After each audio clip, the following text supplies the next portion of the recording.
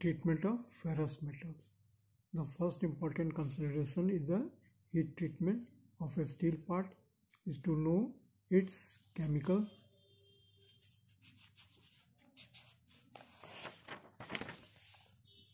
composition. This is turn determine its upper critical point. When the upper critical point is known, the next consideration is the rate of heating and cooling to be used.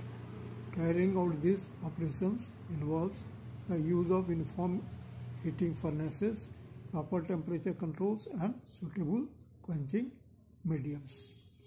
Now, behavior of steel during heating and cooling. Changing the internal structure of a ferrous metal is accomplished by heating to a temperature above its upper critical point, holding it at that temperature for a time sufficient to permit certain internal changes to occur, and then cooling to atmospheric temperature under predetermined controlled conditions. At ordinary temperatures, the carbon steel exists in the form of particles. Iron carbide scattered throughout an iron matrix known as ferrite. The number, size and distribution of these particles determine the hardness of the steel. At elevated temperatures, the carbon is dissolved in the iron matrix in the form of a solid solution called austenite, and the carbide particles appear only after the steel has been cooled. If the cooling is slow, the carbide particles are relatively coarse and few. In this condition, the steel is soft. If the cooling is rapid, as by quenching in oil or water, the carbon precipitates as a cloud of very fine carbide particles, and the steel is hard. The fact that the carbide particles can be dissolved in austenite is the basis of the heat treatment of steel. The temperature at which this transformation takes place are called the critical point of and vary with the composition of the steel. The element normally having the greatest influence is carbon. Hardening. Pure iron, wrought iron and extremely low carbon steels cannot be appreciably hardened by heat treatment, since they contain no hardening element. Cast iron can be hardened, but its heat treatment is limited. When the cast iron is cooled rapidly, it forms white iron, which is hard and brittle. When cooled slowly, it forms grey iron, which is soft but brittle under impact. In plain carbon steel, the maximum hardness depends almost entirely on the carbon content of the steel. As the carbon content increases, the ability of the steel to be hardened increases. However, this increases hardenability with an increase in carbon content continues only to a certain point. In practice, that point is 0.85% carbon content. When the carbon content is increased beyond 0.85%, there is no increase in wear resistance. For most steel, the hardness treatment consists of heating the steel to a temperature just above the upper critical point, soaking or holding for the required length of time, and then cooling it rapidly by plunging the hot steel into boiled water or brine. Although most steel must be cooled rapidly for hardening, a few may be cooled in still air. Hardening increases the hardness and strength of the steel but makes it less ductile. When hardening carbon steel, it must be cooled to below 1000 degree Fahrenheit in less than 1 second. should the time required for the temperature to drop to 1000 degree Fahrenheit exceed 1 second, the austenite begins to transform into fine perlite. This perlite varies in hardness but is much harder than the perlite formed by annealing and much softer than the martensite desired. After the 1000 degree Fahrenheit temperature is reached, the rapid cooling must continue if the final structure is to be all martensite. When alloy are added to steel, the time limit for the temperature drop to 1000 degree Fahrenheit increases above the 1 second limit for carbon steels. Therefore, a slower quenching medium will produce hardness in alloy steel. Because of the high internal stresses in the as quenched condition, steel must be tempered just before it becomes cold. The parts should be removed from the quenching bath at a temperature of approximately 200 degree Fahrenheit. Since the temperature range from 200 degree Fahrenheit down to room temperature in the cracking range. Hardening temperatures and quenching medium for the various types of steel are listed in the figure I am giving. It has been given earlier. Now, hardening precautions. A variety of different shapes and sizes of tongs for handling hot steel is necessary. It should be remembered that cooling of the area contracted by the tongs is retarded and such areas not hardened, particularly if the steel being treated is very shallow hardening. Small parts may be wired together or quenched in baskets made of wire mesh. Special quenching jigs and fixtures are frequently used to hold steel during quenching in a manner to restrain distortion. When selective hardening is desired, portion of the steel may be protected by covering with aluminum, cement or some other insulating material. Selective hardening may be accomplished also by the use of water or jets designed to direct quenching mediums on the area to be hardened. This also is accomplished by the induction and flame hardening procedures previously described, particularly on large production jobs. Shallow hardening steels such as plain carbon and certain varieties of alloy steels have such a high critical cooling rate that they must be quenched in brine or water. To effect hardening, in general, intricately shaped sections should not be made of shallow hardening steels because of the tendency of these steels to warp and crack during hardening. Such items should be made of deeper hardening steel capable of being hardened by quenching in oil or air. Tempering. Tempering reduces the brittleness imparted by hardening and produces definite physical properties within the steel.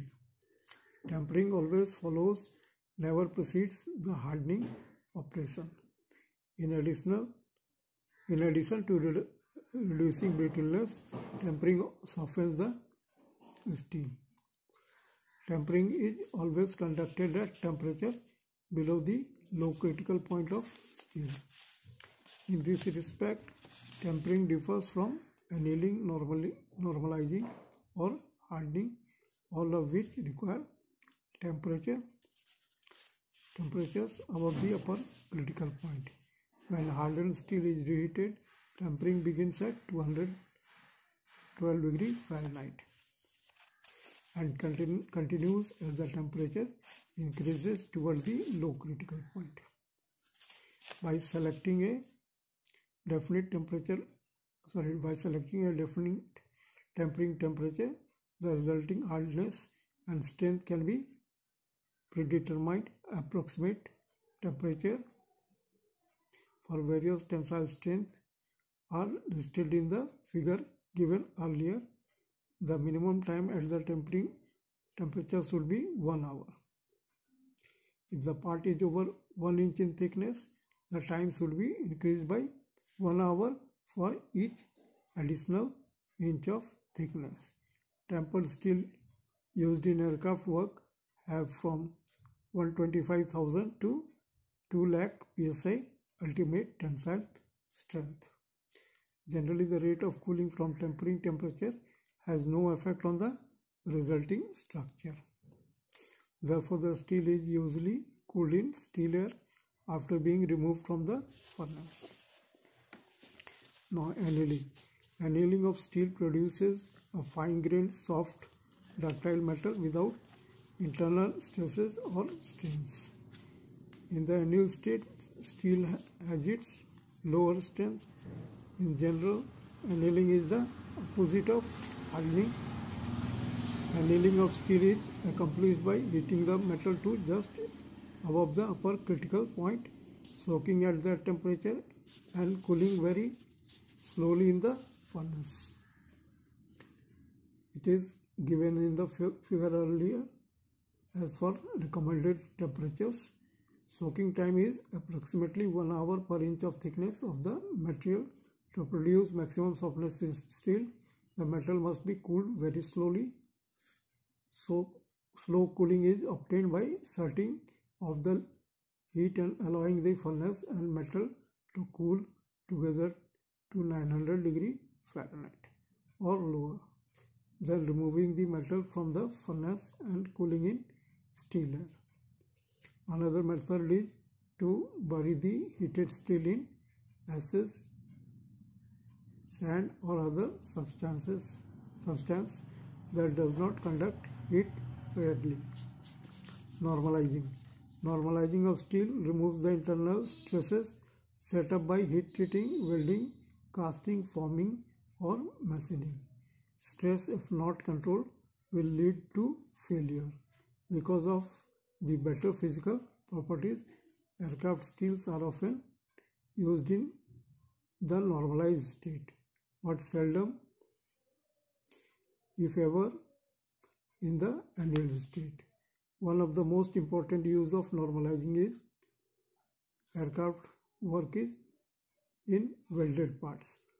Welding causes strains to be set up in the adjacent material. In addition, the weld itself is a cast structure as opposed to the wrought structure of the rest of the material. These two types of structures have different grain sizes, and to refine the grain as well as to relieve the internal stresses. All welded parts should be normalized after fabrication. Normalizing is accomplished by heating the steel above the upper critical point and cooling in steel air. The more rapid quenching obtained by air cooling as compared to furnace cooling results in a harder and stronger material than that obtained by annealing. Recommend normalizing temperatures for the various types of aircraft steel are also listed in the figure given earlier. Now, case hardening. Case hardening produces a hard wear resistant surface or case over a strong tough core. Case hardening is ideal for parts which require a wear resistant surface and at the same time must be tough enough internally to withstand the applied loads. The steel best suited to case hardening are the low carbon and the low alloy steels. If high carbon steel is case hardened, the hardness penetrates the core and causes brittleness. In case hardening, the surface of the metal is changed chemically by introducing a high carbide or nitride content and here I am going to discuss cyaniding also. So cyanide also. The core is unaffected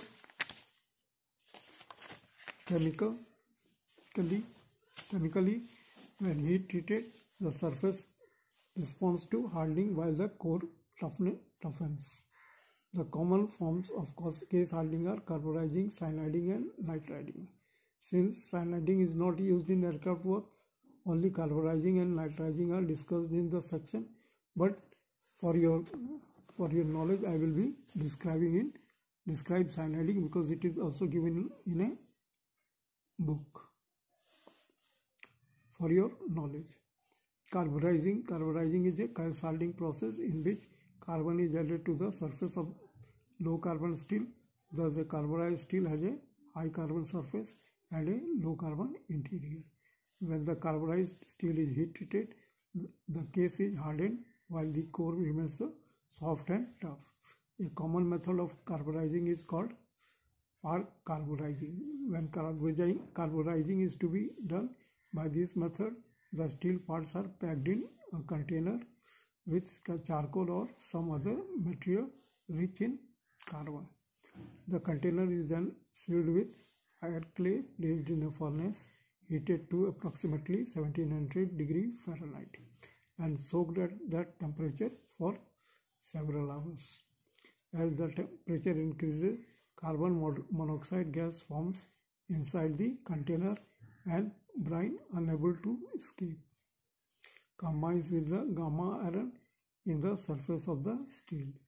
The depth to which the carbon penetrates depends on the length of the soaking period.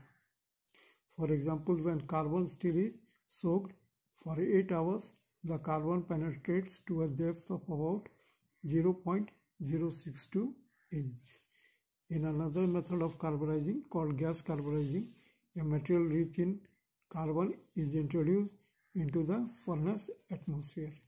The carburizing atmosphere is produced by the use of various gases or by the burning of oil, wood, or other materials. When the steel parts are heated in the atmosphere, carbon monoxide combines with the gamma iron to produce practically the same results as those described under the carburizing process. A third method of carburizing is that of liquid carburizing. In this method, the steel is placed in a molten salt bath that contains the chemicals required to produce a case comparable with one resulting from PAC or gas carburizing.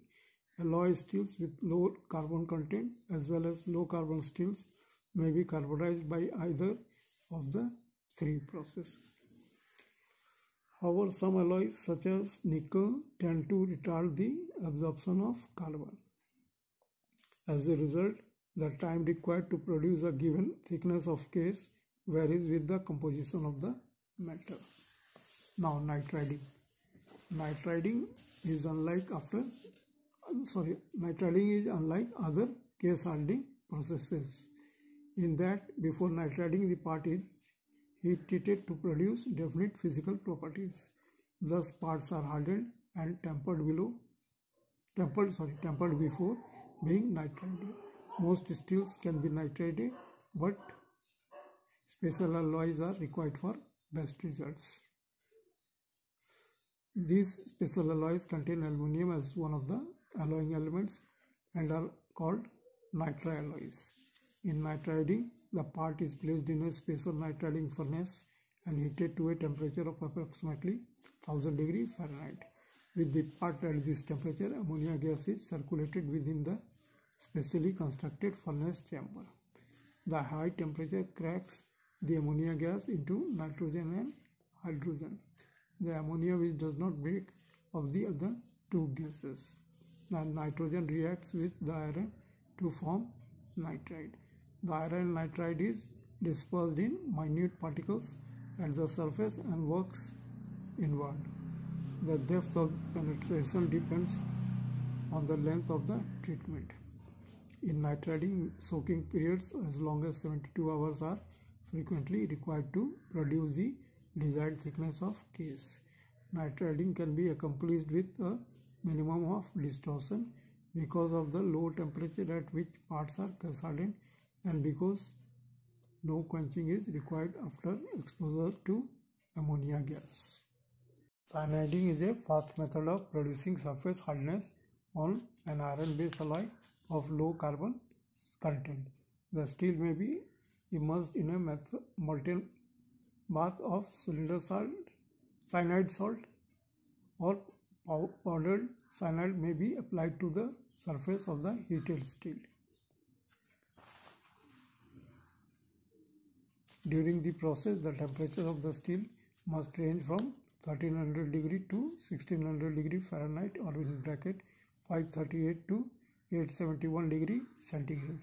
The exact temperature depending upon the type of steel, the depth of the case hardening desired, the type of cyanide compound used, and the time that the steel is exposed to the cyanide.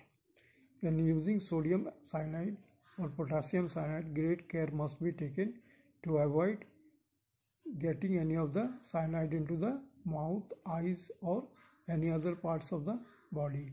These materials are deadly poisons.